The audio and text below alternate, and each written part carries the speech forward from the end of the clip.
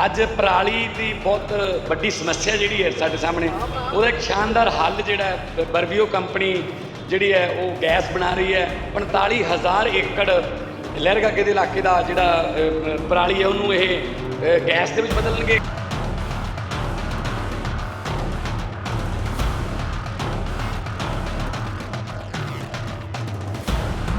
कोई ज़्यादा किसाना नहीं है कि किसानों को कोई तो ज़्यादा फायदा नहीं हो रहा जी। ਤੁਹਾਡੇ ਸਾਹਮਣੇ ਅੱਗ ਲੱਗ ਰਹੀ है, मजबूरी कारण ਅੱਗ ਲਾ ਰਹੇ ਨੇ किसान।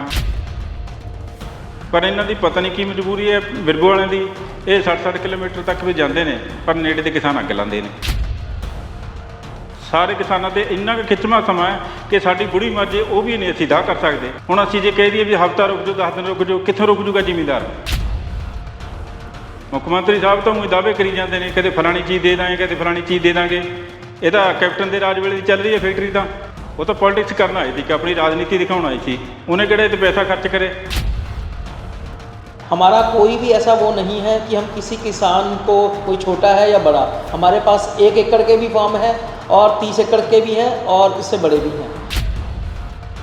ਪੈਟਰੋਲੀਅਮ ਤੇ ਗੈਸ ਮੰਤਰੀ ਨੇ ਅੱਜ ਪਰਾਲੀ ਦੀ ਬਹੁਤ ਵੱਡੀ ਸਮੱਸਿਆ ਜਿਹੜੀ ਹੈ ਸਾਡੇ ਸਾਹਮਣੇ, ਉਹਦਾ ਇੱਕ ਸ਼ਾਨਦਾਰ ਹੱਲ ਜਿਹੜਾ ਬਰਵੀਓ ਕੰਪਨੀ ਜਿਹੜੀ ਹੈ ਉਹ ਗੈਸ ਬਣਾ ਰਹੀ ਹੈ। 45,000 ਏਕੜ ਲਹਿਰਗਾਗੇ ਦੇ ਇਲਾਕੇ ਦਾ ਜਿਹੜਾ ਪਰਾਲੀ ਹੈ ਉਹਨੂੰ ਇਹ ਗੈਸ ਦੇ ਵਿੱਚ ਬਦਲਣਗੇ, ਖਾਦ ਦੇ ਵਿੱਚ ਬਦਲਣਗੇ।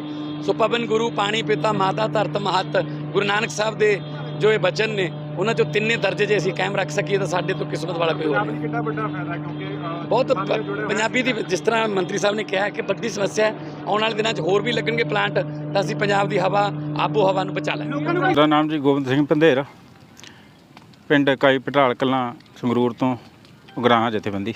ਪ੍ਰਧਾਨ ਜੀ, ਪਿੰਡ ਪਟਾਲ ਕਲਾਂ 'ਚ ਬਾਇਓਗੈਸ ਫੈਕਟਰੀ ਜਿਹੜੀ ਲੱਗੀ ਸੀਗੀ ਤਾਂ ਕਿੰਨਾ ਕਸਰ ਹੈ ਜਿਹੜਾ ਪਰਾਲੀ ਦੇ ਨਾਲ ਹੋ ਰਿਹਾ, ਕਿ ਕਿੰਨਾ ਕਿਸਾਨਾਂ ਨੂੰ ਫਾਇਦਾ ਹੋ ਰਿਹਾ? कोई ज़्यादा किसाना नहीं है कि किसानों को कोई तो ज़्यादा फायदा नहीं हो रहा जी। ਤੁਹਾਡੇ ਸਾਹਮਣੇ ਅੱਗ ਲੱਗ ਰਹੀ है, मजबूरी कारण ਅੱਗ ला रहे हैं किसान। क्योंकि किसी का रास्ता नहीं पैंदा, दूर का बहाना बना दिंदे ने। किसी जी अपना जिहड़ा नेड़े आ गए उन्होंने नेड़े तो भी अग लाण लग रहे हैं लोग, नेड़े तो चक सकते हैं। पर इन्हों की पता नहीं की मजबूरी है विरगो वालों की। ये 60-60 किलोमीटर तक भी जाते हैं पर नेड़े के किसान अग लाते हैं। ਕੀ ਕਾਰਨ ਕਿਹਾ ਜਾ ਰਿਹਾ ਵੀ ਜਿਹੜੇ ਛੋਟੇ ਕਿੱਲੇ ਵਾਲਾ ਕਿਸਾਨ ਹੈਗਾ ਉਹਨੂੰ ਸਭ ਤੋਂ ਵੱਧ ਜ਼ਰੂਰਤ ਸੀ ਪਰ ਉਹਦੇ ਖੇਤ 'ਚੋਂ ਪਰਾਲੀ ਨਹੀਂ। ਇਹ ਵੀ ਸੱਚਾਈ ਹੈ ਜੀ। ਜਿਹੜਾ ਛੋਟਾ ਕਿਸਾਨ ਹੈ ਹੁਣ ਵੱਡਾ ਹੈ, ਕਿਸੇ ਕੋਲ 30 ਕਿੱਲੇ 40 ਕਿੱਲੇ ਹੈ, ਉਹ ਤਾਂ ਵੱਡਾ 3 ਸਪੀਡ ਟਰੈਕਟਰ ਵੀ ਲੈ ਲੂਗਾ। ਛੋਟਾ ਤਾਂ ਕਿਰਾਏ ਤੇ ਵੀ ਨਹੀਂ ਕਰਾ ਸਕਦਾ। ਹੁਣ 2500-3000 ਕਿੱਥੋਂ ਦੇਊਗਾ? ਹੁਣ ਤਾਂ ਛੇਕੜ ਲਈ ਅੱਗ ਲਾਉਣੀ ਪਊਗੀ। ਛੋਟੇ ਕਿਸਾਨ ਦੀ ਮਜਬੂਰੀ ਹੈ। ਅੱਜ ਸਾਡੀ ਵੀ ਕਿਸੇ ਦੇ ਵੀ ਕਿਸਾਨ ਦੀ ਲਾ ਲਓ ਤੁਸੀਂ, ਸਾਰੇ ਕਿਸਾਨਾਂ 'ਤੇ ਇੰਨਾ ਕੁ ਖਿੱਚਵਾਂ ਸਮਾਂ ਹੈ ਕਿ ਸਾਡੀ ਬੁੜੀ ਮਰ ਜੇ ਉਹ ਵੀ ਨਹੀਂ ਅਸੀਂ ਦਾਹ ਕਰ ਸਕਦੇ। ਹੁਣ ਅਸੀਂ ਜੇ ਕਹਿ ਦਈਏ ਵੀ ਹਫ਼ਤਾ ਰੁਕ ਜਾਓ 10 ਦਿਨ ਰੁਕ ਜਾਓ, ਕਿੱਥੋਂ ਰੁਕ ਜੂਗਾ ਜ਼ਿਮੀਂਦਾਰ? ਉੱਪਰੋਂ ਬਿਜਾਈ ਦਾ ਸਮਾਂ ਆ ਰਿਹਾ, ਲੇਟ ਹੋ ਰਹੀ ਹੈ ਕਣਕ। ਹਾਂਜੀ ਇਹ ਵੀ ਹੈ, ਬਹੁਤ ਕਿਸਾਨਾਂ ਦੀਆਂ ਸ਼ਿਕਾਇਤਾਂ ਨੇ ਵੀ ਸਾਡੀਆਂ ਜਿਹੜੀਆਂ ਗੰਢਾਂ ਨੇ 5-5 4-4 ਦਿਨ ਹੋ ਗਏ ਖੇਤਾਂ 'ਚ ਪਈਆਂ ਨੇ, ਹਾਲੇ ਤੱਕ ਚੱਕਣ ਨਹੀਂ ਆਏ। ਜ਼ਰੂਰ ਚੱਕਣੀਆਂ ਚਾਹੀਦੀਆਂ। ਸਾਡੇ ਪਿੰਡ ਦੀ ਵੀ ਜ਼ਮੀਨ ਦਿੱਤੀ ਹੋਈ ਹੈ ਇਹਨਾਂ ਨੂੰ ਪਟਾਲ ਕਲਾਂ ਤੋਂ, ਪਹਿਲ ਵੀ ਸਾਡੇ ਪਿੰਡ ਨੂੰ ਹੋਣੀ ਚਾਹੀਦੀ ਹੈ। ਹੁਣ ਬਾਹਰ ਕਿਉਂ ਜਾਂਦੇ ਨੇ? ਪਹਿਲਾਂ ਪਟਾਲ ਕਲਾਂ ਦੀ ਜ਼ਮੀਨ ਸਾਫ਼ ਕਰਨ, ਉਦੋਂ ਬਾਅਦ ਜਿੱਥੇ ਮਰਜ਼ੀ ਜਾਣ, ਚਾਹੇ 100 ਕਿਲੋਮੀਟਰ 'ਤੇ ਜਾਣ, ਸਾਨੂੰ ਕੋਈ ਇਤਰਾਜ਼ ਨਹੀਂ। ਆਹ ਦੇਖ ਲਓ 30 ਕਿਲੋਮੀਟਰ ਤੁਹਾਡੇ ਸਾਹਮਣੇ ਹੈ, 30 ਗੱਜ ਵੀ ਨਹੀਂ ਬਣਦੇ ਹੁਣ ਫੈਕਟਰੀ ਤੋਂ ਜਿੱਥੇ ਅੱਗ ਲੱਗ ਰਹੀ ਹੈ। ਪਰ ਮਜਬੂਰੀ ਹੈ ਕਿਸਾਨ ਦੀ। ਮੁੱਖ ਮੰਤਰੀ ਸਾਹਿਬ ਤਾਂ ਉਹ ਦਾਅਵੇ ਕਰੀ ਜਾਂਦੇ ਨੇ ਕਦੇ ਫਲਾਣੀ ਚੀਜ਼ ਦੇ ਦਾਂਗੇ ਕਦੇ ਫਲਾਣੀ ਚੀਜ਼ ਦੇ ਦਾਂਗੇ। ਇਹ ਤਾਂ ਕੈਪਟਨ ਦੇ ਰਾਜ ਵੇਲੇ ਦੀ ਚੱਲ ਰਹੀ ਹੈ ਫੈਕਟਰੀ। ਤਾਂ ਉਹ ਤਾਂ ਪੋਲਿਟਿਕਸ ਕਰਨ ਆਈ ਸੀ ਕਿ ਆਪਣੀ ਰਾਜਨੀਤੀ ਦਿਖਾਉਣ ਆਈ ਸੀ, ਉਹਨੇ ਕਿਹੜੇ ਤੇ ਪੈਸਾ ਖਰਚ ਕਰੇ। ਇਹ ਤਾਂ ਪਹਿਲਾਂ ਤੋਂ ਹੀ ਚੱਲ ਰਹੀ ਹੈ ਫੈਕਟਰੀ ਦਾ, ਤਾਂ ਨੰਬਰ ਬਣਾਉਣੇ ਨੇ ਇੱਕ ਦੂਜੇ ਨੇ ਬਣਾਈ ਜਾਂਦੇ ਨੇ। ਕਿਸਾਨਾਂ ਨੂੰ ਵੀ ਤਾਂ ਫਾਇਦਾ ਹੋ ਰਿਹਾ ਹੈਗਾ? ਨਹੀਂ ਹਾਲੇ ਤੱਕ ਤਾਂ ਦੀ ਕੋਈ ਐਡਾ ਕਿਸਾਨਾਂ ਨੂੰ ਫਾਇਦਾ ਨਹੀਂ ਹੈ, ਕੋਈ ਨਜ਼ਰ ਵੀ ਨਹੀਂ ਆ ਰਿਹਾ ਹੈਗਾ। ਹਾਂ ਜਦੋਂ ਹੋਇਆ ਤਾਂ ਉਦੋਂ ਜ਼ਰੂਰ ਅਸੀਂ ਖੁਸ਼ ਹੋਵਾਂਗੇ। ਤੋਂ ਸਾਨੂੰ ਕੀ ਨੁਕਸਾਨ ਹੈ ਜੇਕਰ ਸਾਡੀ ਪਰਾਲੀ ਚੱਕੀ ਜਾਵੇ? ਅਸੀਂ ਕਿਰਾਏ ਤੋਂ ਵੀ ਬਚਾਂਗੇ, ਛੋਟਾ ਜ਼ਿਮੀਂਦਾਰ ਉਹ ਟਰੈਕਟਰ ਲੈਣ ਤੋਂ ਵੀ ਬਚੂਗਾ, ਕਰਜ਼ਾ ਚੜ੍ਹਨ ਤੋਂ ਬਚੂਗਾ। ਹੁਣ ਤਕਰੀਬਨ ਜਿਹੜਾ ਕੋਈ 5-4 ਕਿੱਲੇ ਵਾਲਾ ਹੈ ਉਹਨੂੰ ਵੀ ਗਲ ਫਰਾਹਾ ਲੈਣਾ ਪੈ ਰਿਹਾ। ਜੇ ਛੋਟਾ ਟਰੈਕਟਰ ਵੀ ਨਹੀਂ ਲਿਆ ਸਕਦਾ, ਉਹ 3 ਸਪੀਡ ਇਹਨੂੰ ਫਾਨਿਆਂ ਨੂੰ ਵਿੱਚ ਬਾਹੂਗਾ, 2 ਸਪੀਡ ਨਹੀਂ ਬਾਹ ਸਕਦਾ। 9 ਲੱਖ ਦਾ ਕਿੱਥੋਂ ਲੈ ਲੂਗਾ ਛੋਟਾ ਜ਼ਿਮੀਂਦਾਰ? ਇਹ ਤਾਂ ਜੀ ਜ਼ਿਆਦਾਤਰ ਜਵਾਬ ਤਾਂ ਹੁਣ ਫੈਕਟਰੀ ਵਾਲੇ ਦੇ ਸਕਦੇ, ਕਿਉਂ ਨਹੀਂ ਚੱਕ ਰਹੇ। ਪਰ ਕਿਸਾਨਾਂ ਨੂੰ ਜ਼ਰੂਰ ਰੋਸ ਹੈ ਇਸ ਵਾਸਤੇ ਕਿ ਸਾਡੇ ਪਿੰਡ ਦੀ ਜ਼ਮੀਨ, ਅਸੀਂ ਨੇ ਜ਼ਮੀਨ ਵੀ ਦਿੱਤੀ ਔਰ ਸਾਥ ਵੀ ਦੇ ਰਹੇ ਨੇ ਕਿਸਾਨ। ਪਹਿਲੇ ਦਿਨ ਤੋਂ ਜਦੋਂ ਵੀ ਫੈਕਟਰੀ ਲੱਗੀ ਹੈ ਉਦੋਂ ਤੋਂ ਜਿਹੜੇ ਵੀ ਆਪਣੀ ਰਜਿਸਟ੍ਰੇਸ਼ਨ ਕਰਦੇ ਨੇ ਉਹਨਾਂ 'ਚ ਨਾਂ ਵੀ ਲਿਖਾਉਂਦੇ ਨੇ। ਸ਼ਿਕਾਇਤ ਉਹ ਵੀ ਕਰੀ ਜਾਂਦੇ ਆ ਜੀ। ਕਿਉਂ ਕਰੀ ਜਾਂਦੇ ਆ? ਕਿਉਂ ਇਹ ਸ਼ਿਕਾਇਤਾਂ ਦਾ ਮੌਕਾ ਦਿੰਦੇ ਆ? ਜਿਹੜਾ ਦੀ ਰਜਿਸट्रेशन है उन्हें ही तो पहल करना, दूजे की ना करना। हाँ जी, अभी तक जो हमारा कलेक्शन हो चुका है वो 11,000 टन हमने कलेक्ट कर लिया है, जो हमारा फंक्शन के बाद रहा है। 10,000 टन के आसपास हमने खुद की कलेक्शन है, जो हमने खुद की है अपनी मशीनों अपनी मैन पावर से जी। और जो हमारे 2 एग्रीगेटर्स हैं उनसे कलेक्शन अभी स्टार्ट हुआ है, वो अभी 1-2 दिन हुए हैं, तो उससे 1000 टन हमारे को वो कलेक्शन हो चुका है। तो मतलब कि हमें 11000 टन तक की पराली अभी हमने इकट्ठी कर रखी है, जिसमें एरिया जो कवर हो चुका है ऑलमोस्ट अराउंड 5000 एकड़ एरिया अंदाज़ा कवर हो चुका है। सर आज के समय कितनी कैपेसिटी ਜਿਹੜਾ ਬਾਇਓਗੈਸ प्लांट चल रहा है? हाँ, आज के समय में हमारा जो 2 प्रोडक्ट्स हैं इसके प्लांट के, एक है गैस जिसे हम कहते हैं CBG, कंप्रेस्ड बायोगैस। जो गैस हम आज की डेट में 8 टन 8000 किलो एक दिन में बना रहे हैं। और जो हमारा दूसरा प्रोडक्ट है मैन्योर, बायो मैन्योर, वो हम 150 से लेकर 200 टन पर डे बना रहे हैं। हाँ जी, इसके अंदर क्या है कि जैसे जो भी किसान हमारे साथ जुड़े हैं, बेसिकली जो भी, जैसे हमारी खुद की एक ऐप है जिसके अंदर जो किसान हमसे जुड़ना चाहते हैं, ठीक है, हम उनके फार्म्स पे विज़िट करते हैं, उनको रजिस्टर करते हैं अपनी ऐप में, और उसके बाद उनसे हमारा डेट का टाई अप होता है और उस समय हम बेलिंग, टेडरिंग वगैरह सारी करते हैं। हमारा कोई भी ऐसा वो नहीं है कि हम किसी किसान को, कोई छोटा है या बड़ा, हमारे पास 1 एकड़ के भी फार्म है और 30 एकड़ के भी हैं और इससे बड़े भी हैं। तो ऐसा नहीं है कि हम, अगर कोई छोटे किसी का एरिया 1 एकड़ का है तो हमारे पास 1 एकड़ वाला किसान भी है अवेलेबल। रजिस्टर होने के बाद कलेक्ट करने में कितना टाइम लगता है? रजिस्टर होने के बाद जैसे क्या है कि आपको पता है, जैसे सभी किसानों को जल्दी रहती है, ठीक है, तो वो जो टाइम रहता है ऑलमोस्ट 4 से 6 दिन या 7 दिन तक का रजिस्टर होने के बाद रहता है, क्योंकि सभी जगह क्या है, हमारी टेडरिंग, रेकिंग, बेलिंग सब प्रोसेस चल रहा होता है। क्योंकि ये जो पराली इकट्ठे करने का प्रोसेस है, ये जब पर्सन हमारे से रजिस्टर होता है उसके बाद 3 प्रोसेस होते हैं। एक होता है टेडरिंग, ठीक है, एक होता है रेकिंग, एक होता है बेलिंग। ये प्रोसेस पूरा खुद फील्ड को शुरू से लेके, टेडरिंग से लेके बेलिंग तक 7 दिन का प्रोसेस है पूरा। तो जिस दिन रजिस्टर करेंगे आपको मान के चलो 4 से 6 दिन वो लगेंगे, उसके बाद सारा पूरा फील्ड खाली करने में 7 दिन लगेंगे। मॉइस्चर का भी कोई इशू होता है कि किसान के खेत में अगर मॉइस्चर कम या ज़्यादा हो तो पराली नहीं उठाई जाएगी? जो मॉइस्चर अगर किसान के खेत में अगर ज़्यादा होता है, तो जैसे मैंने आपको बताया, हमारे पास मशीन है टेडरिंग मशीन, जिसे हम टेडरिंग मशीन कहते हैं। उस मशीन का पर्पस ये होता है कि जो पराली जो है उसका मॉइस्चर, जो नीचे पराली गिल्ली है, वो पराली को पलट देता है, और पराली को जब पलट देता है तो नीचे वाली जो लेयर गिल्ली है वो ऊपर आ जाती है और वो धूप में सूखने के कारण ड्राई हो जाती है। तो किसान को इसकी कोई टेंशन नहीं रहती है, वो उसको सुखाने का काम हमारी मशीन खुद करती है।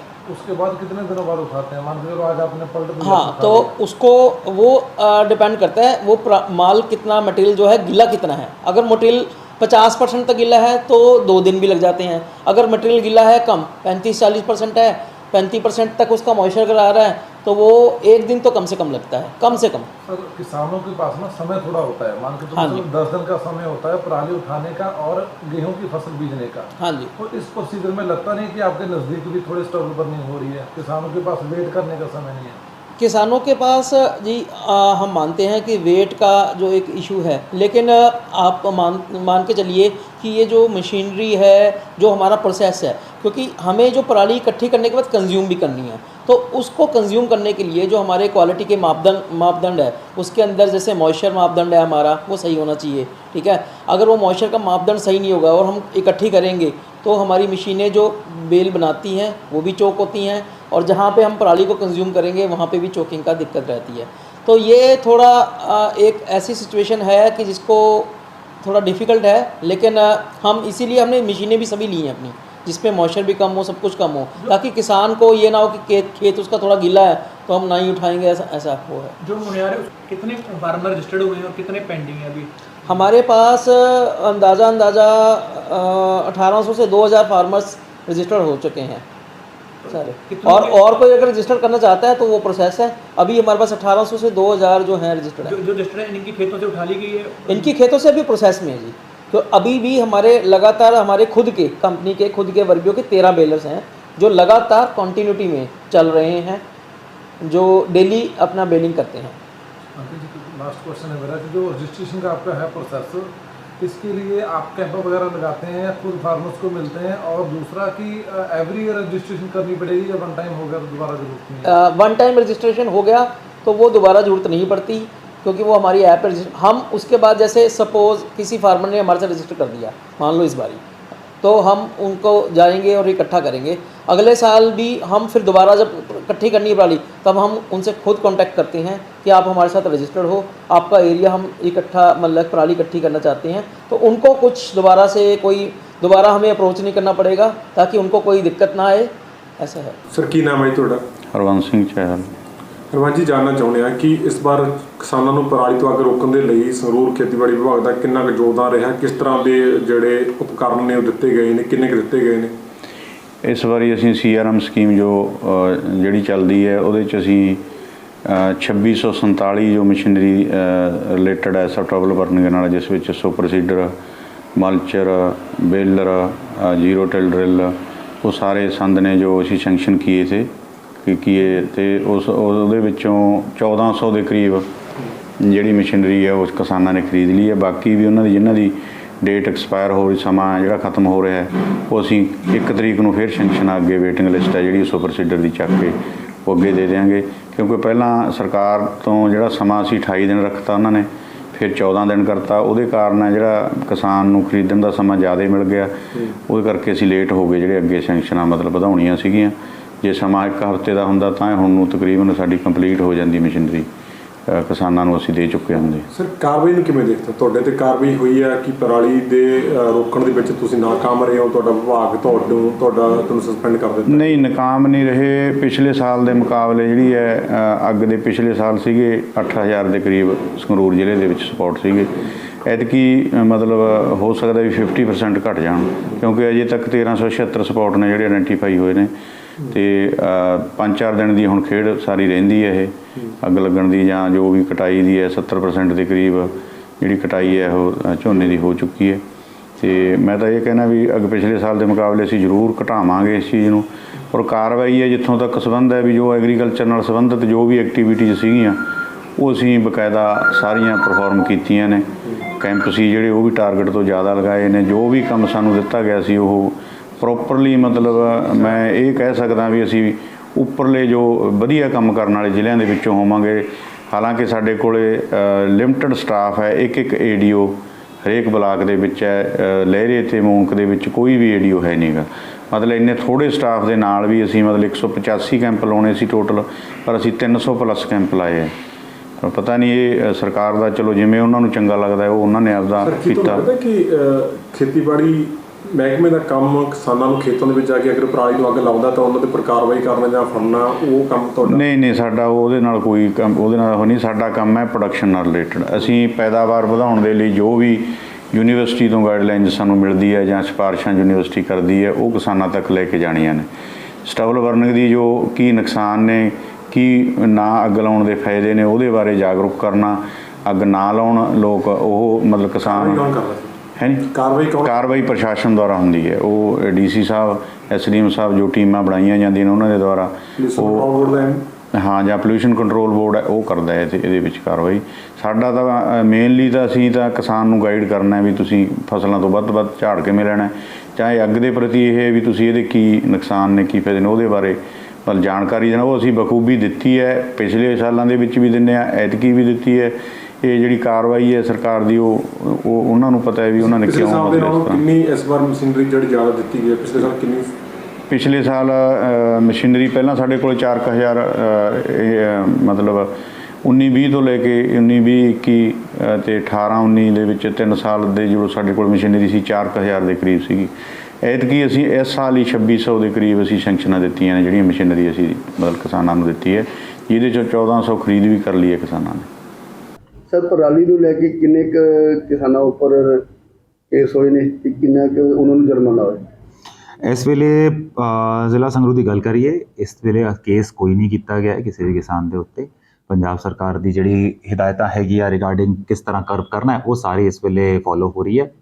ਅਵੇਅਰਨੈਸ ਕੈਂਪਸ ਲਾਏ ਜਾ ਰਹੇ, ਟੀਮਾਂ ਬਣਾਤੀਆਂ ਗਈਆਂ ਹੈਗੀਆਂ। ਜਿਹੜੀ ਸੁਪਰ ਸੀਡਰ, ਬੇਲਰਸ ਤੇ ਹੋਰ ਮਸ਼ੀਨਾਂ ਇਹਨੂੰ ਪਰਾਲੀ ਨੂੰ ਸਾਂਭਣ ਵਾਸਤੇ ਚਾਹੀਦੀਆਂ ਹੈਗੀਆਂ ਉਹ ਵੀ ਮੁਹੱਈਆ ਕਰਾਈ ਗਈਆਂ। ਸਾਰੇ ਪੰਚਾਇਤ ਰਾਹੀਂ, ਕੋਆਪਰੇਟਿਵ ਸੁਸਾਇਟੀਜ਼ ਰਾਹੀਂ ਕਮੇਟੀਆਂ ਬਣਾ ਕੇ ਪਿੰਡਾਂ ਦੇ ਵਿੱਚ ਜਾ ਕੇ ਉਹਨਾਂ ਨੂੰ ਦੱਸਿਆ ਜਾ ਰਿਹਾ ਹੈ ਕਿ ਪਰਾਲੀ ਨੂੰ ਅੱਗ ਨਾ ਲਾਓ।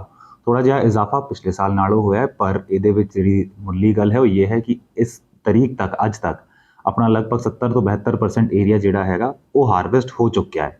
ਤੇ ਪਲੱਸ ਏਰੀਆ ਜਿਹੜਾ ਹੈਗਾ ਉਹਦੇ ਵਿੱਚ ਅੰਡਰ ਸਟਬਲ ਬਰਨਿੰਗ ਉਹਦੇ ਵਿੱਚ ਬੜੋਤਰੀ ਨਹੀਂ ਹੈ, ਜਦਕਿ ਸਾਡਾ ਏਰੀਆ ਜਿਹੜਾ ਹੈ ਉਹ ਜ਼ਿਆਦਾ ਘਟ ਚੁੱਕਾ ਹੈ। ਤੇ ਮੈਂ ਸਾਰਿਆਂ ਨੂੰ ਅਪੀਲ ਕਰਦਾ, ਸਾਰੇ ਕਿਸਾਨਾਂ ਨੂੰ, ਕਿ ਉਹ ਪਰਾਲੀ ਨੂੰ ਅੱਗ ਨਾ ਲਾਉਣ ਤੇ ਜਿਹੜੀ ਸਰਕਾਰ ਵੱਲੋਂ ਜਿਹੜੀ ਮਸ਼ੀਨਰੀ ਦਿੱਤੀ ਗਈ ਹੈ ਉਹਨੂੰ ਵਰਤਣ। Thank you. ਜੇਕਰ ਕਿਸੇ ਕਿਸਾਨ ਨੇ ਅੱਗ ਲਗਾਈ ਪਰਾਲੀ ਨੂੰ, ਉਹਦੇ ਉੱਪਰ ਕੋਈ ਕਾਰਵਾਈ ਹੋਏਗੀ? ਜੀ ਐਜ਼ ਆਫ ਨਾਓ ਸਰਕਾਰ ਵੱਲੋਂ ਜਿਹੜੀ ਹਦਾਇਤਾਂ ਹੈਗੀਆਂ ਉਹਦੇ ਹਿਸਾਬ ਨਾਲ ਹੀ ਕੰਮ ਕਰ ਰਹੇ, ਕੋਈ FIR ਉਹਦੇ ਤੇ ਰਜਿਸਟਰ ਨਹੀਂ।